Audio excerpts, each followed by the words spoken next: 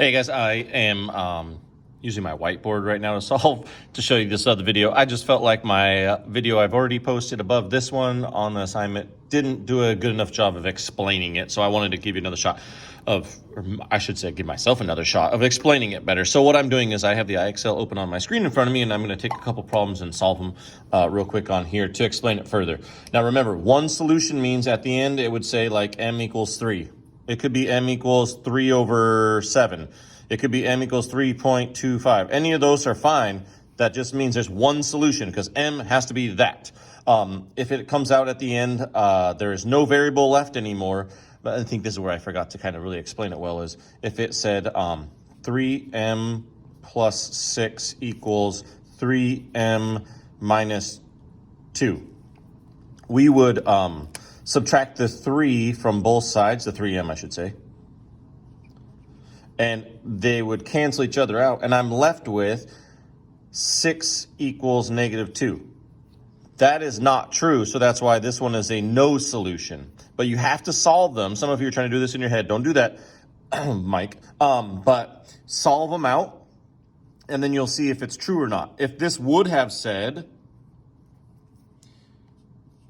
plus 6, then I would have been left with, at the end, I still would have subtracted my 3m's. I would have been left with 6 equals 6, which is true. So that means it's going to be infinitely many, right? So you got to solve it out to see what am I left with. If I'm left with an equal true statement, infinite. If I'm left with m equals 6, that means 1. If I'm left with negative 6 equals 6, that equals none because it's not true, right? So I will solve a couple real quick as fast as I can on here. So the one on my screen right now says negative 8m plus m equals negative 7m. So this is already on the same side, so I don't have to do the opposite because I'm not crossing. Negative 8, this is 1. Negative 8 plus 1 is negative 7. m equals negative 7m. That's all that's left. That's all that's left. Is that true? Yes. So on my screen, I'm going to click infinitely many solutions. And it says, oh my gosh, Mr. Lance, you got it right, and you're the smartest man alive. It said that, no joke, and it said it in a high-pitched text. I don't even know how that's possible, but that's what it did.